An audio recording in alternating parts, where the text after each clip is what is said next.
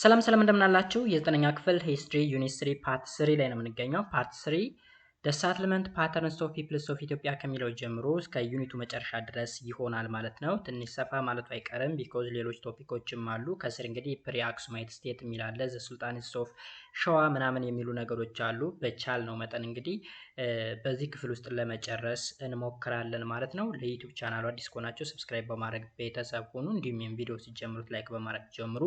አብራችሁ ይቆዩ። መልካም ቆይታ። ሶ ጋይስ መጀመሪያ ላይ የምናገኘው እንግዲህ ዘ ሳትልመንት ፓተርንስ ኦፍ ፒፕልስ ኦፍ ኢትዮጵያ የሚል ይሆናል። የኢትዮጵያ ህዝቦች እንግዲህ የሳትልመንት ፓተርን ናቸው። ሳትልመንት ማለት አኗኗር ነው። አኗኗር ለምሳሌ ሰንበዲ ሰሜናዊ አካባቢ ይኖራል፣ የሆነ አካል ደግሞ ማዕከላዊ ኢትዮጵያ፣ አንዱ ምስራቅ፣ አንዱ ምዕራብ፣ አንዱ ደቡብ። ይህ ፓተርን እንዴት ነው የመጣው? ለምሳሌ ደቡብ አካባቢ ላይ የተለያዩ ብሔር ብሔረሰቦች ይገኛሉ። ሰሜን አካባቢ ስንሄድ ደግሞ ትግራይ፣ አማራ ይኖራል፣ መሀል አካባቢ ኦሮሚያ። ስለዚህ ይህን አይነት የሳትልመንት ፓተርን እንዴት ሊይዝ ቻለ ነው ዋናው ሀሳቡ ማለት ነው። እዚህ ውስጥ ሪጋርድለስ ኦፍ ዘ ቴሪቶሪ they inhabit now the people in Ethiopia have a tradition that trace their origin አሁን የሚኖሩበት ክልል እንግዲህ ምንም ይሁን ምን በኢትዮጵያ ውስጥ ያሉ ህዝቦች መነሻቸውን የሚያሳዩ የተለያዩ ባህሎች አሏቸው፣ ወይም ደግሞ ባህላቸውን ኮፒ አድርገው ነው የሚሄዱ ማለት ነው። ዳት ሚንስ ሰሜን አካባቢ ይኖር የነበረ ሰው ወደ ደቡብ ቢሄድ ደቡብ ላይ አዲስ ባህል አይለምድም። ሰሜን ላይ ሲኖር የነበረበትን ባህል ነው ኮፒ የሚያደርግ ማለት ነው። ኦልራይት እንግዲህ ከሰሜን እስከ ደቡብ ከምስራቅ እስከ ምዕራብ ያለው ባህላችን የተለያየ ነው። በጣም ቫራይቲ የሚባል የተለያዩ ባህሎች እና ያሉን ማለት ነው እኛ ላይ። ሶ አንድ ሰው ተወልዶ ካደገበት ቦታ ተነስቶ ወደ ሌላ ቦታ ሲሄድ አዲስ ባህልን አዳፕት አያደርግም። የራሱን ኮፒ አድርጎ ነው ይዞ ትሬስ አድርጎ ይዞ ይሄዳል ማለት ነው። the people of Ethiopia result from an extensive process of movement due to pull and push factor እንግዲህ የኢትዮጵያ ህዝብ ከአንደኛው ክፍል ወደ ሌላኛው ክፍል ሙቭ ያደርጋል ኦልዌይስ ማለት ነው። ይህ ሙቭመንት እንግዲህ አይዘር ፑሽ ፋክተር ወይም ደግሞ ፑል ፋክተር፣ ያ ማለት አትራክት ሊያደርግ የሚችል ፋክተር ሊኖር ይችላል፣ ሊገፋ የሚችል ፋክተር ሊኖር ይችላል። አትራክት ማለት ለምሳሌ ጥሩ የሆነ የስራ እድል ያለበት ለአኗኗር ምቹ የሆነ ኤሪያ ከሆነ ፑል ፋክተር እንለዋለን፣ ይስባል ማለት ነው። መፈናቀል፣ የተፈጥሮ አደጋዎች ምናምን የሚበዙበት ከሆነ ደግሞ ፑሽ ፋክተር ልንለው እንችላለን።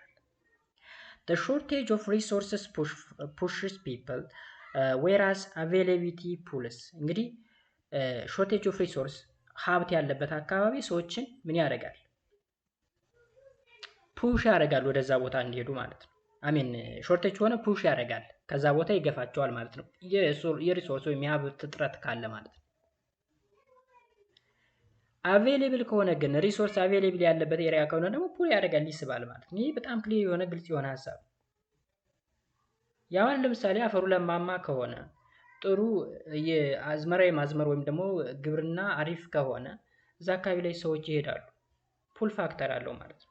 ነገር ግን አፈሩ ገርጋንቲ ከሆነ ወይም ለምነት ከሌለው ለእጽዋት ብቅለት ምቹ ካልሆነ የአየር ንብረቱ ተስማሚ ካልሆነ ፑሽ ፋክተር ነው ማለት ነው። ኮንሲኩዌንትሊ ኢንዲቪዥዋልስ ኦር ስሞል ግሩፕ ኦፍ ፒፕልስ ማይግሬት ቱ ኤንድ ፍሮም ፕሌስ እንግዲህ በዚህ ምክንያት ሰዎቹ ከቦታ ቦታ ይሰደዳሉ ማለት ነው። ማይግሬሽን ዌር ኳይት ኮመን ኢን ሂስትሪ ኤንድ ኦልሞስት ኦል ግሩፕስ ሃቭ ኤ ስቶሪ ኦፍ ማይግሬሽን አስ ፓርትስ ኦፍ ዴር ስቶሪ ኦፍ ኢትኖጄኔሲስ ኢን ኢትዮጵያ። ማይግሬሽን እንግዲህ ስደት ነው፣ ከቦታ ቦታ መንቀሳቀስ፣ ከአንደኛው ክፍል ወደ ሌላኛ ክፍል መጓዝ በሂስትሪ የተለመደ ነው። እንግዲህ በታሪክ ኢትዮጵያ ብቻ ሳይሆን እንደ ዓለም አንዱ ህዝብ ወደ ሌላው ህዝብ ሙቭ ያደርጋል ከጥንት ጀምሮ ማለት ነው። ከሰው ልጅ አፈጣጠር ጀምሮ ለምሳሌ ሰው ልጅ አፍሪካ ውስጥ የተፈጠረው ነው የሚባለው፣ ግን አሁን ላይ ዩሮፕ፣ አሜሪካ፣ ኤዥያ ላይ ምናምን ተንሰራፍቶ ነው የምናየው። ስለሱ የማይግሬሽን ውጤት ነው ማለት ነው። unlike migration population movement involves mass of population many organized activity results in intermix of multiple group a settlement pattern the distribution of people across the landscape results from a long historical process in the north east africa እንግዲህ settlement patternን ስናይ በጣም ሎንግ የሚባል ሂስቶሪካል ፕሮሰስ አለው። ሳትልመንት ፕሮሰሱ ሳትልመንት ፓተርን ነው። ሳትልመንት ፓተርን ማለት እንግዲህ ምን እያልን ነው መሰላችሁ? አሰፋፈር፣ ሰዎች የሰፈሩበት ወይ የሆነ አካባቢ የሆነ ፒፕል ተመሳሳይ የሆነ ፒፕል ተሰብስበው ታያቸዋላችሁ። የሆነ አካባቢ ደግሞ ተመሳሳይ ቋንቋ የሚናገሩ የሆነ ባህል ያላቸው ምናምን፣ እሱ ሳትልመንት ፓተርን እንለዋለን። ላይክ ለምሳሌ አሁን ደቡብ ውስጥ ወላይታው አለ፣ ጉራጌው አለ፣ ጌዲዮ ይኖራል፣ ከምባታው ምናምን ስትሉ አሁን ተመሳሳይ ፒፕሎች አንዳንድ ቦታ ተሰብስበው ተቀምጠዋል። ወላይተኛ የሚናገሩና የወላይታ ባህል ያላቸው ሰዎች ወላይታ ምድር ላይ ተሰብስበዋል። ጉራጌኛ ቋንቋ ተናጋሪ የጉራጌ ባህል ያላቸው ደግሞ ጉራጌ ተብሎ የሚጠራው ቦታ ላይ ተሰብስበዋል። ወደ ሰሜን ስትመጡ ደግሞ አማርኛ ተናጋሪ እና የአማራን ባህል የሚያንጸባርቁ አማራዎች የሚባሉ አሉ። ትግራይ ላይ ስትሄዱ ልክ እንደዛ። ይሄ የሳትልመንት ፓተርን እንለዋለን። Studies indicate that environmental, socio-economic and political process significantly shape and reshape the spatial distribution of the people in Ethiopia. እንግዲህ ይህ ሳትልመንት ፓተርን እንዲሰራ ወይም ተጽዕኖ እንዲደርስበት ካደረጉት ነገሮች መካከል አንደኛው ኢንቫይሮንመንታል ፋክተር ነው። ኢንቫይሮንመንታል የአካባቢ ተጽዕኖ ነው። ሁለተኛው ሶሾ ኢኮኖሚክ ፋክተር ነው። ሶስተኛው ደግሞ ፖለቲካል ፕሮሰስ ላይክ ለምሳሌ ፖለቲካል ፕሮሰስ ስንል መንግስት የተለያዩ ክልሎችን ያዋቅርና የሆነን ህዝብ ወደ ሌላ ቦታ እንዲሰፍር ያደርገዋል። ለምሳሌ በደርግ ዘመን ከሆነ አካባቢ ህዝቦችን እያስነሳ ህዝብ ወደማይኖርበት ቦታ ላይ እንዲኖሩ የማድረግ ስራ ሲሰራ ነበር። እሱን ሳትልመንት ፓተርን የሰራው መንግስት ነው። ስለዚህ ፖለቲካል ፕሮሰስ ነበረው ወይም ፖለቲካል ፋክተር ነበረው ማለት ነው። In some areas the settlements has dense and in others sparse. እንግዲህ አንዳንድ ቦታዎች ሳትልመንቱ ወይም የህዝብ ሰፈራው በጣም ደንስ ይሆናል የተጠጋጋ፣ አንደኛው ላይ ደግሞ የተበታተነ። Some people inhabited extensive highlands and others lowland. Since early time the Cushitic and Semitic language speaking peoples had occupied the area between the Dead Sea in the east and Blue Nile in the west, from where they dispersed to different directions. እንግዲህ እዚህ ጋር አንዳንድ ሰዎች ሎላንዱ ላይ ይኖራሉ፣ ዝቅተኛ ቦታው ላይ ወይም በረሃማ ቦታው ላይ፣ አንዳንዱ ደግሞ ከፍተኛ ቦታ ወይም ተራራማ ቦታዎች ላይ የሚኖሩ አሉ። በጥንት ጊዜ እንግዲህ የኩሽቲክ እና ሴሜቲክ ላንጉጅ ተናጋሪ ወይም ደግሞ ኩሾች እና ሴሞች የሚባሉት ማለት ነው የቀይ ባህር አካባቢ እና የብሉ ናይል አካባቢ ይዘውት ነበረ ማለት ነው በተለያየ ዳይሬክሽን። The Cushitic speaking people have evolved to be the largest linguistic groups in Ethiopia and the whole, followed by the Semitic speaking people. እንግዲህ ኩሽቲክ ተናጋሪዎች በዋናነት የኢትዮጵያን ክፍልና የሆርኑን ወይም የቀንዱን ክፍል በሰፊው ተቆጣጥረውት ይገኛሉ ነው የሚለው። ከዛ በመቀጠል ደግሞ ሴሜቲክ የሚባለው ህዝብ እንዳለ ይናገራል ማለት ነው። ኤክሴፕት ዘ ሽናሻ ኤንድ ሳውዝ ማኦ ስፒኪንግ ፒፕል ሞስት ኦሜቲክ ፒፕልስ ሃቭ ኢንሃቢትድ ሳውዝ ዌስተርን ኢትዮጵያ አሎንግ ዘ ኦሞ ሪቨር ቤዝን። ከሽናሻ እና ከሳውዝ ማኦ ተናጋሪዎች በስተቀር እነዚህ እንግዲህ ሽናሻ እና ሳውዝ ማኦ የሚባሉ የኦሞቲክ ላንጉጅ ክፍል ናቸው። ከነዚህ በስተቀር አብዛኛው የኦሞቲክ ፒፕሎች የሚገኙት ኦሞ ሪቨር አካባቢ ላይ እንደሆነ ይነግረናል። In the west, the Neolithic speaking peoples are largely inhabited along the Ethio-Sudan border, although some of the Chari-Nile family settle as far as the southern Omo. እንግዲህ ኒዮሊቲክ የሚናገሩ ደግሞ በዌስተርን የኢትዮጵያ ክፍል ያ ማለት በኢትዮ ሱዳን ድንበር አካባቢ እነዚህ ቤንሻንጉል፣ ጋምቤላ ምናምን አካባቢ ያሉት የተለያዩ ብሔሮች እንግዲህ የኒዮሊቲክ ላንጉጅ ተናጋሪዎች ናቸው። እነሱ በኢትዮጵያ ሱዳን ድንበር አካባቢ ሰፍረው ይገኛሉ ማለት ነው። ከዛ በተጨማሪ ደግሞ ቻሪናይል የሚባል ቋንቋ ተናጋሪዎችም በሳውዘር ኦሞ በኩል እንደሚገኙ ይነግረናል። ይህ እንግዲህ ሳትልመንት ፓተርን ነው። ሳትልመንት ፓተርን ሌላው the pre-Aksumite states and their geographical setting። ፕሪአክሱማይት ስቴት ማለት ከአክሱም በፊት የነበሩ ስቴቶች አሉ። ከአክሱም በፊት የነበሩ ስቴቶች አሉ። ጂኦግራፊካቸው ወይም ጂኦግራፊካል ሴቲንጋቸው ምን ይመስላል? የመጀመሪያው የምናገኘው እንግዲህ ፑንት ነው። ፑንት was an ancient and historical noun states in the Horn of Africa before the existing of አክሱም። አክሱም ኤግዚስት ከማድረጉ በፊት የነበረ ስቴት ነው ፑንት ብለን የምንጠራው። ሆርን ኦፍ አፍሪካ አካባቢ የሚገኝ የጥንት ግዛት ነበር። however ፑንትስ ኤግዛክት ሎኬሽን and territorial limits are not well known። የፑንት ዳር ድንበር እንግዲህ ኤግዛክትሊ ከዚህ እስከዚህ ነው ምናምን ብለን ልንጠቅስ አንችልም። ግን ኢስት አፍሪካ አካባቢ ይገኝ የነበረ የጥንት ግዛት ከአክሱም መመስረት በፊት የነበረ ስቴት እንደነበረ ብቻ ይታወቃል።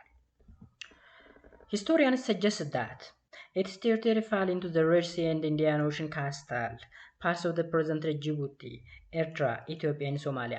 እንግዲህ አንዳንድ የታሪክ ተመራማሪዎች ሀሳባቸውን ሲሰጡ በቀይ ባህርና በኢንዲያን ኦሽን መካከል ወይም የባህር ዳርቻዎች መካከል እንደምትገኝ ይነግራሉ። በዋናነት በአሁኑ ሰዓት ጅቡቲ፣ ኤርትራ፣ ኢትዮጵያና ሶማሌን አካሎ የያዘ የጥንት ስቴት እንደነበረ ይገልጹታል ማለት ነው። አኮርዲንግ ቱ ዘ ኢጂፕቲያን ሄሮግራፊክ The land of Punt was located south of Egypt and had trade relation with Egypt since the 3rd million BC. እንግዲህ እንደ አንዳንድ የኢጅፕት ሄሮግራፊክ ጸሐፊዎች ወይም ደግሞ እዛ ጋር በተቀመጠው መረጃ መሰረት ፑንት ከኢጅፕት በደቡባዊ አቅጣጫ የምትገኝና ከግብጽ ጋራ ከፍተኛ የሆነ የንግድ ልውውጥ እያደርጉ እንደነበረ ስፔሻሊ በ3ኛው ሚሊኒየም ቢፎር ክራይስት ወይም ከክርስቶስ ልደት በፊት በ3 ሚሊኒየም አካባቢ ግብይት ያካሂዱ እንደነበረ ወይም ደግሞ ንግድ ልውውጥ ያደርጉ እንደነበረ ይነግረናል። ዘ ትሬድ ዋዝ ኮንዳክትድ ባይ ላንድ ኤንድ ሲ ሩትስ። እንግዲህ ትሬዱም ወይም ንግዱም በየብስና በውሃማ ቦታዎች ላይ ይካሄድ ነበረ። በየብስ ስንል እንግዲህ ጀስት ላይክ ይሄ ባህላዊ መጓጓዣውን በመጠቀም እንደ በቅሎ፣ ፈረስ ምናምን በመጠቀም ኤንድ ሲሩት ስንል ደግሞ ጀልባዎችን ምናምን በመጠቀም ማለት ነው ይገበያዩ እንደነበረ ይነግረናል። ኢጂፕቲያን ኢንስክሪፕሽንስ ኤንድ ፒክቶሪያል ሪሊፍ ዴትድ ፍሮም ኤርሊ ታይም ኢንዲኬትስ ዘ ኦብጀክት ዳት ፑንት ሰፕላየር ቱ ኢጂፕት። አንዳንድ ግብጽ ውስጥ የተገኙ መረጃዎች ስፔሻሊ ፒክቶሪያል ሪሊፍ እንደሚያመለክቱት ኢንስክሪፕሽኖችም እንደሚያመለክቱ ከሆነ እንግዲህ ግብጽ ውስጥ ከፑንት ሰፕላይ የተደረጉ ወይም ደግሞ ለግብጽ የተሰጡ የተለያዩ ስጦታዎች እንደተገኙም ይጠቁማል ማለት ነው። The land of Punt was commercially important for the goods it provided to Egypt. Thus, export originated in the interior, which later became Ethiopia and the Horn of Africa. እዚህ ጋር እንግዲህ በዋናነት ግብጽም የጥንት ስለሆነች ግብጽና ፑንት ናቸው የንግድ ልውውጥ ሲያካሂዱ የነበሩት እና ከዛ በኋላ እንግዲህ ፑንት ማን የሆነችው ኢትዮጵያ እና የአፍሪካ ቀንድ ነው የሆነችው ማለት ነው። ቢኮዝ ፑንት ማለት ኤርትራ፣ ሶማሊያ እና ኢትዮጵያን ይይዛል ካል ፕሬዘንት ዴይ ላይ አሁን በዋናነት ኢትዮጵያ እና የአፍሪካው ቀንድ ክፍል ፑንት ነበር። አዘርስ ሰች አስ አይቮሪ ፓንተርስ ኤንድ አደር ስኪንስ ማይሩህ ኤንድ ማይሬትሪስ ostrich feather etc were which could have come from anywhere in the whole. The Egyptians sent hatchets, daggers, necklace. just like እዚህ ጋር አዲስ ቃላቶች አሉ እንደ አይቮሪ፣ ፓንተር፣ ስኪንስ፣ ማይሬትሪ ከርቤ የሚባል ሰምታችሁ ታውቃችሁ? ከርቤና የከርቤ ዛፍ ማለት ነው። ኦስትሪች ፊዘር ደግሞ የኦስትሪች ወይም የሰጎን ላባ ማለት ነው። አይቮሪ ዋቲኮሊት የዞን ጥርስ ምናምን የምንላቸው እንግዲህ እዚህ አካባቢ ላይ ከየትኛውም ቦታ ተፈልገው የሚገኙ ነበሩ ማለት ነው። ሶ ከላይ የዘረዘርናቸው ነገሮች እነዚህ የኦስትሪች ፌዘር የምንላቸው ማይራትሪ ወይም ከርቤ ምናምን የከርቤ ዛፍ ምናምን አይቮሪ የምንላቸው ነገሮች ከቀንዱ የአፍሪካ ክፍል ወይም በዛ ሰዓት ከፑንት ማለት ነው ወደ ግብጽ የሚወሰዱ ናቸው። ከግብጽ ደግሞ እንደ ሃቸትስ ዳገር፣ ኔክሌስ ምናምን ነገር የሚባሉ ነገሮች አሉ። እነዚህ ደግሞ ምንድናቸው? ጀስት እንደ ጩቤ፣ ዶማ ምናምን የምንላቸው የአንገት ሐብል መሰል ነገሮች ናቸው እነዚህ ነገሮች ማለት ነው ከግብጽ የሚመጡት። አተር ፕሪ አክሱማይት ስቴት ኢመርጀስ ሲንስ 1000 ቢሲ ደስ ኢንክሉድስ የሃ፣ ሐውልቲ ማላዞ፣ አዲ ሰግለመኒ፣ መታራ፣ ካስካሴ፣ ኮሌ ምናምን የሚባሉ በጥንት ጊዜ እንግዲህ ከፑንት እኩል በሚባል ደረጃ አክሱም ስቴት ከመመስረቱ ኢመርጅ ከማድረጉ ቀደም ብለው የነበሩ ናቸው። ስለዚህ መጀመሪያ የሃ የሚለውን ነገር እኔ is located 30 kilometers to the northeast of Aksum and was the oldest of the center. እንግዲህ በጣም የጥንት የሚባለው ነው። ከአክሱም በኖርዝ ኢስት ወይም ደግሞ በሰሜን ምስራቅ 30 ኪሎ ሜትር ራቅ ብሎ የሚገኝ ቦታ ነው።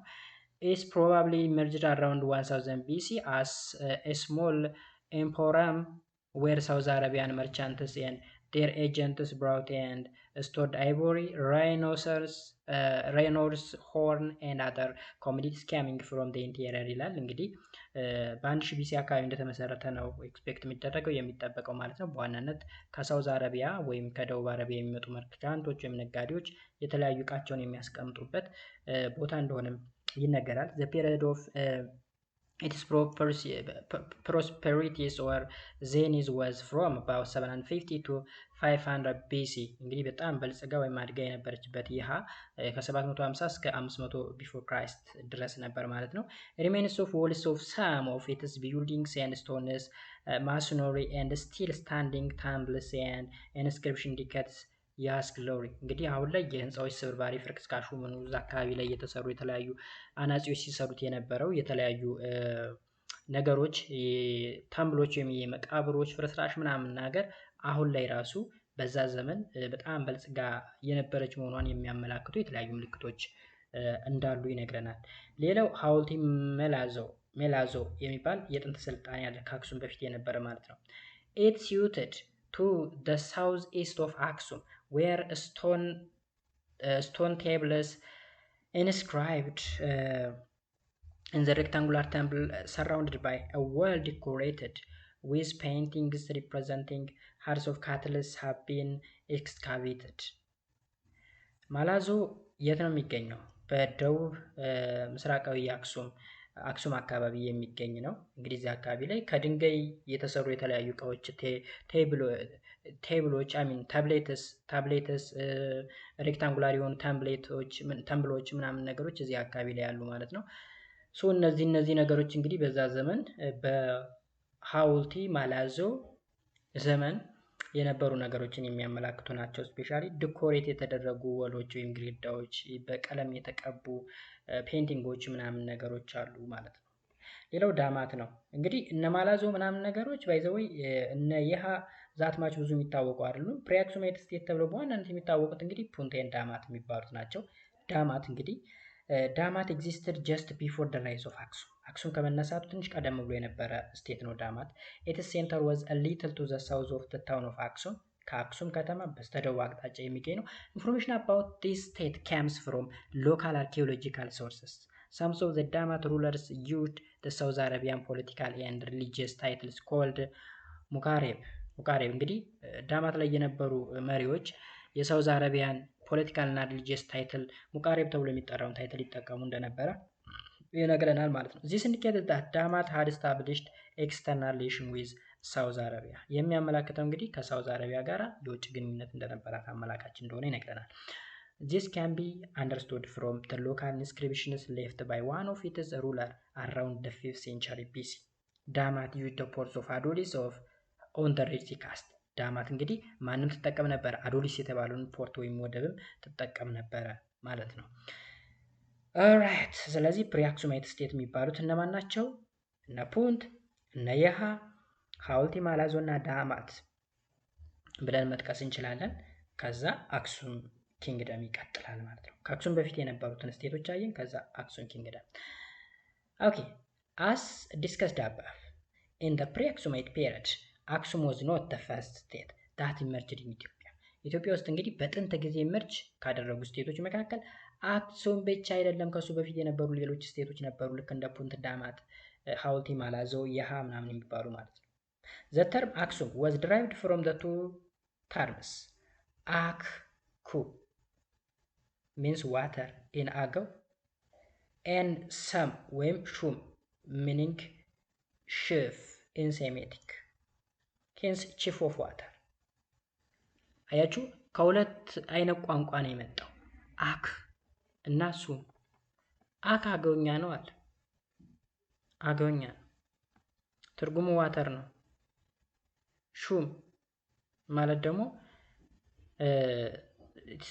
ቺፍ ኦፍ ሴሜቲክ ማለት ነው። ቺፍ ኦፍ ሴሜቲክ። ስለዚህ በአጠቃላይ ትርጉሙ አክሱም የሚለው ቺፍ ኦፍ ዋተር የሚል ይሆናል ነው የሚለው። አክሱም ኢመርጅድ ኢን the 1st century AD which it is ኒኮላስ አት አክሱም መነሻውን አክሱም ከተማ ላይ ያደረገ ነበር። አሁንም አክሱም ከተማ አለ። በአንደኛው መቶ ክፍለ ዘመን የተመሰረተው። Therefore, the Aksumite civilization resulted from the fusion of Cushitic and Semitic culture. ስለዚህ አክሱም የኩሾችም የሴሜቲክም ካልቸር ያለበት ነበር ማለት ነው። ቢኮዝ ቃሉ ራሱ የሚጠቁመው የኩሽና የሴሜቲክ ቅልቅል መሆኑን ነው። አገውኛ ኩሽቲክን፣ ሹም የሚለው ደግሞ ቺፍ ኦፍ ሴሜቲክ ይላል። ስለዚህ ኩሽ አለ፣ ሴሜቲክ አለ፣ የሁለቱም በአንድ ላይ ካልቸር ተደባልቆ የሚኖርበት ቦታ ነበረ። ዘ ሲቲ ኦፍ አክሱም ዋዝ ኢትስ ፖለቲካል ኤንድ ሪሊጂየስ ሴንተር ነው። እንግዲህ አክሱም ከተማ የፖለቲካልና ሪሊጂየስ ማዕከል ነበረ። The city was adorned by several templates and stone monuments like the Neolithic styles of አክሱም። ከተማው በዋናነት የሚታወቀው እንግዲህ ከአንድ ወጥ ከሆነ ድንጋይ የተጠረቡ የተለያዩ ሐውልቶች ምናምን ያሉበት ቦታ ነው ማለት ነው። ሞኖሊቲክ ስታይልስ ኦፍ አክሱም ማለት ሞኖ አንድ ማለት ነው። ከአንድ ወጥ ድንጋይ እንደዛ ተጠርቦ የቆመ ድንጋዮች በየቦታው ያሉበት ነው ማለት ነው። እንግዲህ አክሱም በዋናነት የሚገለጽበት መንገድ ኢኮኖሚካሊ ስናይ ደግሞ ዘ አክሱማይት ዲፔንድድ ኦን ሎው ኦፍ አግሪካልቸር የእርሻ ግብርና ላይ ነበረ ትኩረቱን ያደረገው ማለት ነው። ኢኮኖሚውን ስናየው የአክሱምን አክሱም አስ ኤ ኪንግደም ዋዝ ኤ ፓወርፉል ስቴት ዊዝ ዘ ዌል demarcated social structure. The link between the king and the people was the payment tributes. The state also generated considerable income from the local and external trade conducted via the port of Adulis on the Red Sea coast. እንግዲህ እዚህ ጋር ግብርና ወይም ፕሎ አግሪካልቸር የሚባለው የኢኮኖሚ መሰረቷ ነው። ስለዚህ ንጉሱ ከህዝቦቹ ጋራ ሪሌሽንሺፑ በፓይመንት ትሪቢዩት ነው፣ ግብር በመሰብሰብ ምናምን በጣም አሪፍ የሚባል ሪሌሽንሺፕ አለው ማለት ነው። ኦኬ ከዛ በተጨማሪ ደግሞ ከንግድ የሚገኝ ገቢ አለ፣ ኢንካም አለ። ኢንተርናል እና ወይም ሎካል እና ኤክስተርናል ትሬድ በፖርት ኦፍ አዱሊስ በኩል በሚወጡና በሚገቡ ሸቀጦች ላይ ግብር ይቆረጥ ወይም ታክስ ይቀረጥ ነበር፣ ቀረጥ ማለት ነው። ቱ ፋሲሊቴት ትሬድ ኮይን ኦፍ ብሮንዝ ሲልቨር ጎልድ ዌር ሜንትድ። ያችሁ በዛኛው እንግዲህ በመጀመሪያው መቶ ክፍለ ዘመን ሳንቲም ነበር ከብሮንዝ ከነሐስ ከብርና ከወርቅ የተሰራ ማለት ነው። ኢን ዘ ፈርስት 3 ሴንቸሪስ ግዕዝ ኢቮልቭድ አስ ዘ ሪትን ላንጉጅ። ለሚቀጥሉት 300 ዓመታት ያክል እንግዲህ ግዕዝን እንደ ሪትን ላንጉጅ ወይም የመጻፊያ ላንጉጅ ተደርጎ ሲገለገሉበት ነበር። ኢንስክሪፕሽንስ ኤንድ ኮይንስ showed that Sabian and Greek languages were used in Aksum before ግዕዝ። ግዕዝ ቋንቋ እንግዲህ ከመመስረቱ በፊት ወይም ደግሞ ሪትን ላንጉጅ ከመሆኑ በፊት ሳቢያን እና ግሪክን ይጠቀሙ እንደነበር ይነግረናል፣ ከግዕዝ በፊት ማለት ነው። The use of Greek language possibly resulted from the trade contact with the Greco-Roman world. እንግዲህ ግሪክ ቋንቋን ለምን ሊጠቀሙ ቻሉ? ሳቢያንስ ኦኬ የሳባ አካባቢ ስለሆነ ያ ሳቢያን ላንጉጅ ሊጠቀሙ ይችላሉ፣ ችግር የለውም። ግሪክን ግን እንዴት ሊጠቀሙ ቻሉ ከተባለ አክሱም ከግሪኮ-ሮማን ወርልድ ጋራ ኮንታክት ነበራቸው፣ ስፔሻሊ የንግድ ኮንታክት ማለት ነው። ግሪክ was the lingua franca of the Red Sea and the Mediterranean regions by then. እንግዲህ ግሪክ የሚባለው ቋንቋ በሬድ ሲ እና በሜዲትራኒያን አካባቢ ያሉ ማህበረሰቦች የሚጠቀሙበት ላንጉጅ ነው ማለት እንችላለን። The Aksumite had belief in indigenous religion before the introduction of Christianity in the 4th century AD and Islam in the early 7th century.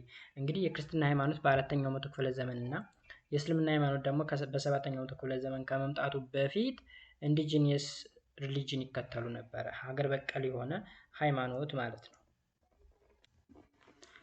ኦኬ unlike many other centers of civilization like Yeha, Matara, Adolis, Aksum continued to exist at the most important centers of highly developed civilization for several centuries.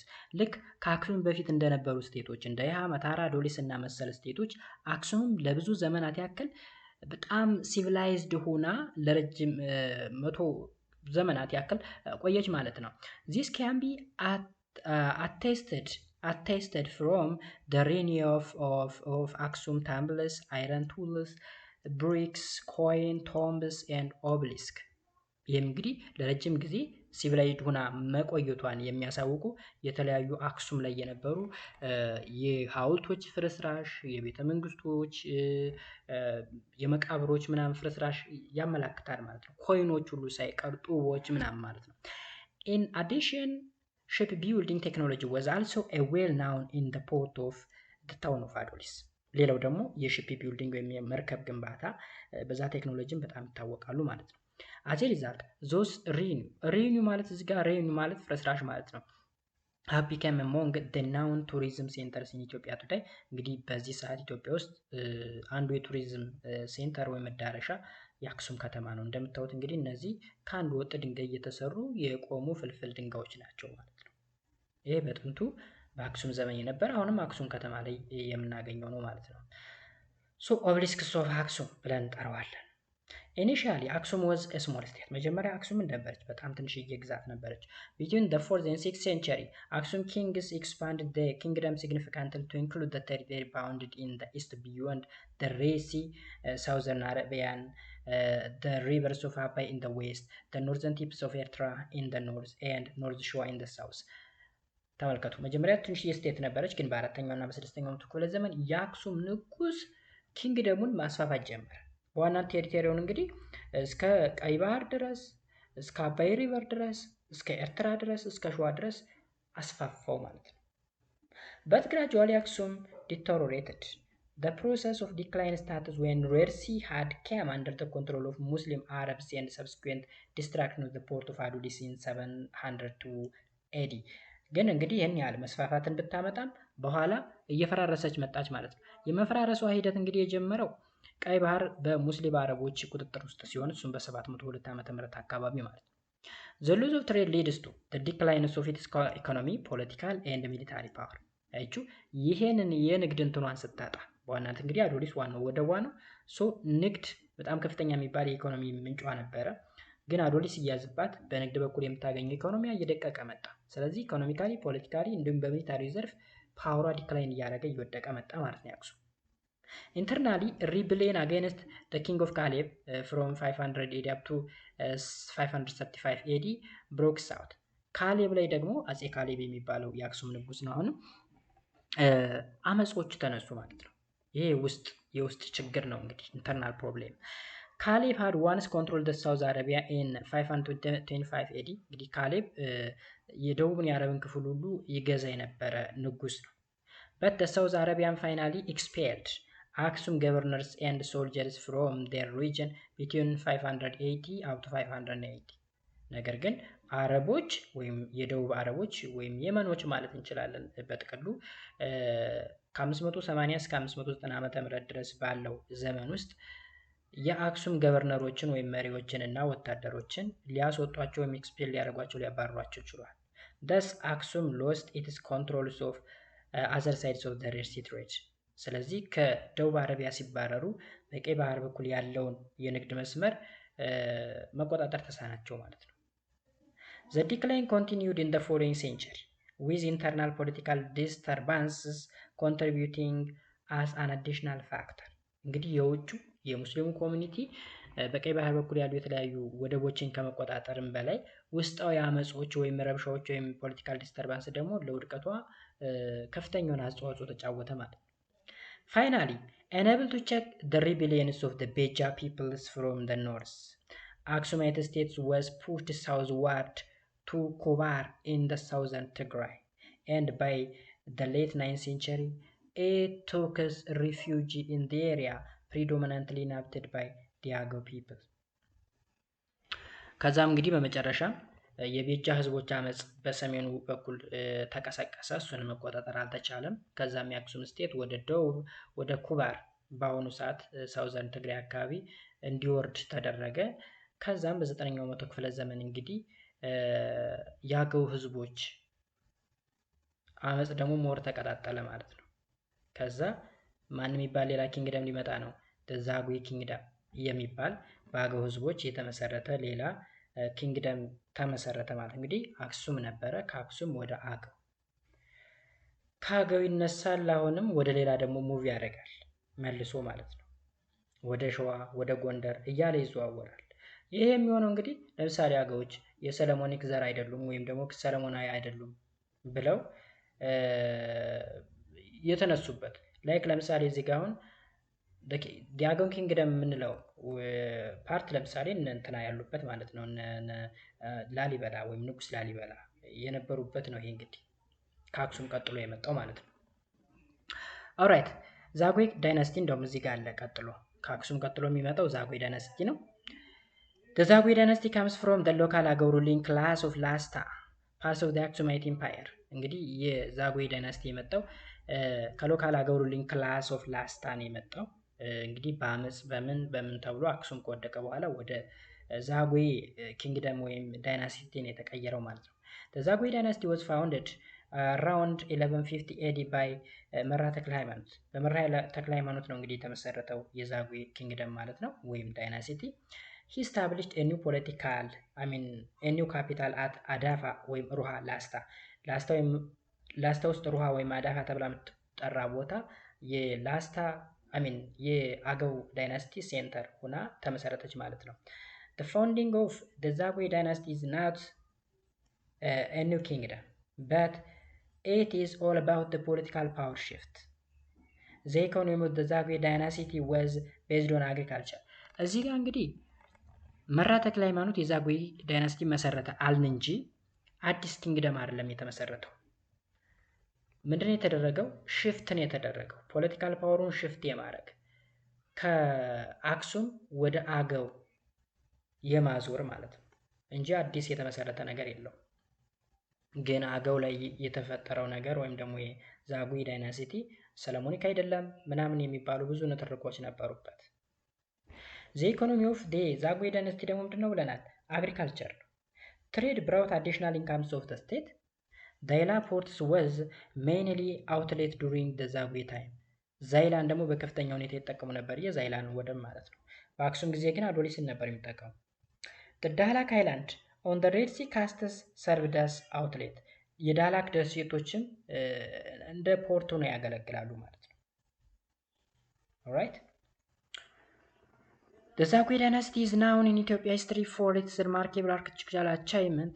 This was a technology of buildings of the monolithic Rakiun churches at Roha ወይም አዳፋ. Later the capital was renamed as ላሊበላ። እንግዲህ የዛጉዌ ዳይናስቲ በዋናነት የሚታወቅበት እንግዲህ በጣም በሚቀራረቡ ኪነ ህንፃዎች ነው። በዚህም መሰረት እንግዲህ ከአንድ ወጥ ድንጋይ የተሰራ የላሊበላ ውቅር አብያተ ክርስቲያን የሚባል ነገር እንዳለ አሁንም የቱሪስት መዳረሻ እንደሆነ ይታወቃል። እዚሁ ላሊበላ አካባቢ ላይ መጀመሪያ እንግዲህ ሩሃ ወይም አዳፋ ነበረ። በኋላ ግን ወደ ላሊበላነት ተቀየረ። ላሊበላ is the name of the king። የኪንጉ የንጉሱ ስም ነበረ። ካፒታሉም ቦታው አካባቢም ላሊበላ እየተባለ ይጠራል ማለት ነው። ናይዳይስ The severing pieces of evidences are the 11 Rakiun churches constructed during the reign of Imperial Lalibela in the first half of the 13th century. በ13ኛው መቶ ክፍለ ዘመን አጋማሽ እንግዲህ በአጼ ላሊበላ አማካኝነት 11 የሚደርሱ ውቅር አብያተ ክርስቲያኖች ከአንድ ወጥ ድንጋይ ተሰርተዋል። 11 ከ11ዎቹ አንዱ ብቻውን ነው ለየት ብሎ የሚታወቀው። 10ዎቹ ከአንድ ወጥ ድንጋይ ነው የተሰሩት። አንደኛው ለብቻው ቤተ ጊዮርጊስ የሚባለው በመስቀል አምሳያ የተሰራው ብዙዎቻችን ላሊበላ ሲባል በፎቶም በምናውቀው እሱ ቤተ ጊዮርጊስ ይባላል፣ ብቻውን ነው። ሌሎቹ 11ዎቹ ግን 10ዎቹ ከአንድ ወጥ ድንጋይ ነው የተሰሩት። ቤተ ደናግል፣ ቤተ አማኑኤል፣ ቤተ መርቆሪዎስ፣ ቤተ ማርያም፣ ቤተ ሚካኤል ምናምን እየተባሉ ወደ 11 የሚደርሱ ናቸው አጠቃላይ። ስለዚህ የተሰራው መቼ ነው? በ13ኛው ክፍለ ዘመን አጋማሽ በአጼ ላሊበላ ማለት ነው። The presence of these beautiful churches made the town of Lalibela one of the most important centers of learning and the Christian culture in Ethiopia. እንግዲህ ይሄ በጣም ቢዩቲፉል የሆነ በጣም የሚያምር ቸርች እዛ አካባቢ መገንባቱ እንግዲህ ላሊበላ የክርስትና ካልቸር እና ደግሞ የሃይማኖቱም ሴንተር እንዲሆን አስችሎታል ማለት ነው። ናይዴይስ ላሊበላ አካባቢ የኦርቶዶክስ ክርስቲያን ካልቸር ነው እዛ የሚንጸባረቀው ማለት ነው። ከዛ በተጨማሪ ደግሞ ቱሪስት አትራክሽን ሳይት ነው፣ ቱሪስት ሳይት ነው። ይህ የምታዩት እንግዲህ በመስቀል አምሳያ የምታዩት ቤተ ጊዮርጊስ ተብሎ የሚጠራው ብቻውን የሚገኝ ነው። ከዚህ ወጣ ስትሉ ግን ሌላ ቦታ 10ዎቹ ከአንድ ወጥ ድንጋይ የተሰሩ ናቸው፣ ሌሎቹ ቤተ መቅደሶች ወይም ቤተ ክርስቲያናት ማለት ነው። ስለዚህ ሮኪውን ቸርችስ ኦፍ ላሊበላ ቤዚካሊ ቤተ ጊዮርጊስ ተብሎ የሚጠራው ማለት ነው። ሌላው እንዴት ዳውንፋል አደረገ የሚለውን ነገር ስናይ ደግሞ many factors contribute to the downfall of the Zagwe dynasty. ዛጉዌ ዳይናስቲ እንዲወድቅ እንግዲህ የተለያዩ ፋክተሮች ኮንትሪቢዩት አድርገዋል። the first one with the problem succession to the throne among the Zagwe princes.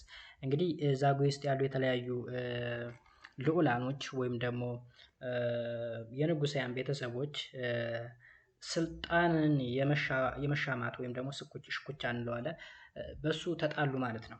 ሞስት ኦፍ ታይም ዴይ ሳትል ዲስ ኢሹ ባይ ፎርስ ኦፍ አርምስ። እንግዲህ እንደዚህ አይነት ጉዳዮችን ጀስት በጦርነት ውጊያ ለመፍታት ይሞክራሉ። however they could not be unable to arrange a smooth succession to the throne። ስለዚህ ትክክል ያልሆነ ወይ ነበር የሚጠቀሙት። አንደኛው ሲሞት ወይም ደግሞ ስልጣን ሲለቅ ሌላኛው የሚተካበት ወይ ፒስፉል በሆነ ወይ አልነበረም። አቅም ያለው ተዋግቶ ያሸነፈ ምናምን ነበረ።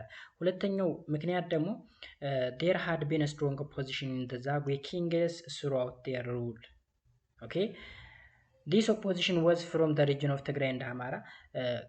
በጥቅሉ የዛጉዌ ኪንጎች በሚገዟቸው ህዝቦች ተቀባይነትን አላገኙም። በዋናነት ደግሞ የትግራይና የአማራዎች ማለት ነው። ቢኮዝ ምን ብለው ነው የሚያስቡ ብያችኋለሁ፣ የሰለሞናዊ ዳይናስቲ የሰለሞናዊ ዘር አይደሉም በሚል particularly in Tigray the leading clergy members of the churches of Aksum Debre Damo spread anti-Zagwe propaganda related to the legends of King of Sheba and King Solomon of the Israel። ስለዚህ የሰለሞናዊ ስርወ መንግስት ወይም የሰለሞን ዘር አይደሉም፣ ዝም ብለው ተራ ሰዎች ናቸው፣ እነዚህ ኪንግ ሊሆኑ አይገባም፣ ሀገር ሊመሩ አይገባም በማለት አክሱም ላይ ያሉ ቤተክርስቲያናት ላይ ያሉ ክለርጂዎች ወይም ቀሳውስቶች ምናምን ያሳምጹ ነበረ። ደብረ ዳሞ ላይ እዛ ውስጥም ያሉ አንቲ ዛጉዌ ፕሮፓጋንዳን እየነዙ ነበረ ማለት ነው። ሂን ዛጉዌ ኪንግስ ዌር ሲን አስ ሌጂቲሜት ሰክሰሰርስ ኦፍ ዲ አክሱም። ስለዚህ የዛጉዌ መሪ አክሱምን ተክቶ ሊያስተዳድር አይችልም የሚል ነው። The intention behind this legend was the restoration of the ancient dynasty of Aksum። እንግዲህ የኢንቴንሽን ዋናው ዓላማው ምንድነው? የአክሱምን ስልጣኔ እንደገና መመለስ ነው፣ ከዛጉዌ በመንቀል ማለት ነው። however despite the strong opposition in Tigray the initiatives of overthrow of the Zagwe came from the Amara region. The Amara region was located in the south of Lasta around southern Wollo and northern Shawa። እንግዲህ በአማራዎች ሊነጠቅ ችሏል ማለት ነው። ከዛጉዌ ተነቅሎ ወደ አማራዎች ነው የዞረው። An Amara chief ይኩኖ አምላክ organized a movement against the Zagwe rule. He defeated Yitbarek the last king of Zagwe on the battlefield in 1270 AD። ይኩኖ አምላክ የተባለው እንግዲህ የአማራ ቺፍ ነው። የዛጉዌ ሩልን አስወገደና የራሱን የሆነ ኪንግደም መሰረተ ማለት ነው። the last king of ዛጉዌ ይትባረክን አሸንፎ ዛጉዌ እንዲፈርስ አደረገው ማለት ነው በ1270 AD። ከዛም ይኩኖ አምላክ established a genealogy that made him a descendant of the last Aksumite king Dilin Aod who was deposited by the Zagwe dynasty around 1150። ይኩኖ አምላክ ምንድነው ያደረገው እንግዲህ ከአክሱም የመጨረሻው ንጉስ እንግዲህ ድልና ኦድ ነው የሚባለው። ከድልና ኦድ ቀጥሎ የነገሰ የአክሱም ማን ነው የሰለሞናዊ ዘር የሚል ስያሜ እንዲሰጠው በማድረግ እንደገና የሰለሞኒክ ዳይናስቲ ቀጠለ ማለት ነው። ይኩኖ አምላክ ruled from 1270 up to 1285 declared himself as emperor and at the same time became a restorer of the so-called the Solomonic dynasty። የሰለሞናዊ ስርወ መንግስትን መላሽ ተብሎ ስያሜ የተሰጠው ማለት ነው። ማን? ይኩኖ አምላክ የሚባለው ንጉስ ማለት ነው። ይኩኖ አምላክ and his successor used this legend as analogical arms to legitimize their political power. The tradition of identifying the Christian kings of the Ethiopia with ancient Israel continued until 1974። እንግዲህ ከጀምሮ ከ1270 ኢማጂን ከ1270 ጀምሮ እስከ 1974 ድረስ የሰለሞኒክ ዳይናስቲ በዚሁ ይቀጥላል ማለት ነው። እስከ መቼ? እስከ ንጉስ ኃይለ ሥላሴ መገደል ድረስ ወይም ደግሞ መወገድ ድረስ ማለት ነው። ይሄ የሰለሞኒክ ዳይናስቲ ይባላል። ከዛ እንግዲህ በመካከል የዛጉዌ ዳይናስቲ ከ1150 እስከ 1270 ድረስ ኦልሞስት ለ100 ዓመታት ያክል ብቻ ነው የቀጠለው እንጂ ሰለሞናዊ ዳይናስቲ ነው ሙሉ የኢትዮጵያ ታሪክን የሚዋሰው ማለት ነው። እንግዲህ ተመልከቱ ከአክሱም ጀምሮ እስከ አፄ ኃይለ ሥላሴ ድረስ በመሃል 100 ዓመት ብቻ ዛጉዌ ዳይናስቲ ገብቷል። ከዛ ውጭ ሙሉ የሰለሞናዊ ዳይናስቲ ነው አገሪቱን ሲያስተዳድር የነበረው ማለት ነው። ሌላ የዩኒቱ መጨረሻ ቶፒክ ዘ ሱልጣኔት ኦፍ ሸዋ ነው። የሸዋ ሱልጣኔት The introduction of Islam to the Horn was followed by the emergence of a series of Muslim states since the 9th century AD. እንግዲህ the introduction of Islam to the Horn ወደ ሆርኑ እስልምና መግባቱን ተከትሎ የተለያዩ ተከታታይ የሚባሉ የእስላም ስቴቶች ወይም ደግሞ ሱልጣኔቶች በ9ኛው መቶ ክፍለ ዘመን ሊመሰረቱ ችለዋል። The northern Ethiopia trade declined due to the Arab controls of the Red Sea and the destruction of Adolis። ከዚህ ቀደም እንግዲህ ስለ አክሱም ሲቪላይዜሽን ስናወራ በኖርዝ ኢትዮጵያ ወይም ደግሞ በሰሜን ኢትዮጵያ ክፍል ላይ ያለ የንግድ መስመር የደከመው ወይም ደግሞ የጠፋው ቀይ ባህር አካባቢ ያለውን የንግድ መስመር እና ደግሞ የአዶሊስ ወደብ በአረቦች ቁጥጥር ስር መዋሉን ተከትሎ ነው። Thus Zaila on the coast also of the Gulf of Aden emerged a primary ports for the southeastern Ethiopian trade። ከዛም እንግዲህ አዶሊስ ከጠፋ ዲስትራክት ሆነ በኋላ ወደ ዛይላ ሊዞር ችሏል። ስፔሻሊ የደቡብ ምስራቃዊ የኢትዮጵያ የንግድ መስመር በመሆን እያገለገለ ቆይቷል ማለት ነው። This port became the most crucial gateways for Islam into the Horn of Africa። እንግዲህ ወደ ምስራቁ የአፍሪካ ክፍል እስልምና በከፍተኛ ሁኔታ የገባው በዚህ ፖርት ወይም በዚህ ወደብ በኩል ነው ማለት ነው። በዚህ በኩል ነው እያሉ ነው ሙስሊሞች የገቡት ማለት ነው። Several Muslim states were formed along the Zaila trade routes which linked the ports with the rich interior። ከዛም በኋላ እንግዲህ በጣም ብዙ ሙስሊም ስቴቶች ሊመሰረቱ ችሏል። በዚህ ፖርት ወይም በዚህ ወደብ በኩል ሙስሊሞች ገቡ። ከገቡ በኋላ በርከት ሲሉ የራሳቸውን ስቴት መመስረት ጀመሩ ማለት ነው። After the spread of Islam since the beginning of the 8th century, viable Muslim communities and states have been established at many locations, especially along the main trade routes for Daila and its many branches penetrating the interior። እንግዲህ በ9ኛው መቶ ክፍለ ዘመን በዋናነት በ8ኛው መቶ ክፍለ ዘመን ማለት ነው እስልምና በደንብ ከተስፋፋ በኋላ የተለያዩ ሙስሊም ኮሚኒቲዎች የራሳቸውን ስቴት መመስረት ጀመሩ ማለት ነው። ስፔሻሊ የዛይላ ትሬድ ሩት የሚነካካቸው ቦታዎች ያ ማለት እንግዲህ ከህንድ ውቅያኖስ ጫፍ ተነስቶ ወደ ኢትዮጵያ ማዕከላዊ የኢትዮጵያ ክፍል ድረስ እንግዲህ መስመሩ አለ፣ የንግድ መስመሩ። በዛ መስመር ላይ በሙሉ እስልምና አለ ማለት ነው። ቢኮዝ እነዚህ ነጋዴዎች የነካኩት ቦታ በሙሉ እስልምና የተስፋፋባቸው ቦታዎች ናቸው። ከዛም እየተስፋፉ ሲመጡ የራሳቸውን ሱልጣኔት መመስረት ጀመሩ። ከዛም እስልምና በደንብ እየተስፋፋ መጣ ማለት ነው። ኢን ዘ ሆርን አፍሪካ ስፔሻሊ ኢን ኢትዮጵያ the first to be established with the sultanates of Shawa in 896 AD። እንግዲህ የመጀመሪያው የሸዋ ሱልጣኔት ነው። በ896 ዓመተ ምህረት ነው እንደ አውሮፓውያን አቆጣጠር የተመሰረተው ማለት ነው። Since the founders of these sultanates claimed the descendant from the Muqazmite clans of the South Arabia, the dynasty became known as the Muqazmite dynasty። ሙቃዝማይት ማለት እንግዲህ የደቡብ አረቢያ ውስጥ የሚገኝ ክላን ነው። ከዛ ክላን ነው የመጣን ሲሉ ሙቃዝማይት ዳይናሲቲ ብለው መሰረቱት። የት ላይ? ሸዋ ላይ ማለት ነው። ሸዋ ላይ። ስለዚህ አረቦች ነን ነው። Its location was in the hot lowland regions of the lakes of the አዋሽ ሪቨር። እንግዲህ አዋሽ ሪቨር አካባቢ የሚገኝ በጣም ሞቃታማ የሚባል ዝቅተኛ ቦታ አካባቢ ላይ ነው ሙቃዝማይት ዳይናስቲ የሚገኘው። The ruling family of this state had an internal power struggle which led its final decline። እንግዲህ ይሄ ሱልጣኔት ኦፍ ሸዋ እንዲወድቅ ካደረገው ነገር መካከል አንደኛው ኢንተርናል ፓወር ስትራግል ነው። በዋናነት በጥንት ጊዜ የነበሩ ስቴቶች እያደጉ ሳለ ውድቀት የሚገጥማቸው በስልጣን ሽኩቻ ነው። ስለዚህ የሸዋ ሱልጣኔትም ውስጥ ለውስጥ ከባድ የሚባል ፓወር ስትራግል ወይም የስልጣን ሽኩቻ ነበረ። በዛ ምክንያት ዲክላይን ታደርግ ትችላለች ወይም ልትፈርስ ትችላለች። እሱ ብቻ አይደለም። ናይዳይስ እዚህ ሞደርን በሚባለው ታይም በ21 ሴንቸሪ ኢትዮጵያ ላይ የሚካሄደው የስልጣን ሽኩቻ ሀገሪቱን በኢኮኖሚ ድቅቅ እያደረገ እያፈራረሳት ያለው እንግዲህ የስልጣን ሽኩቻ ነው እሱ። ሌላው ኢፋት ነው። ኢፋት ኢመርጅድ ቱ ዘ ሳውዝ ኦፍ ሸዋ። በሸዋ በስተደቡብ አቅጣጫ በኩል ኢፋት የሚባል ሌላ ሱልጣኔት ተመሰረተ። ፋውንድድ ባይ ኡመር ወላስማ በሚባል ማለት ነው።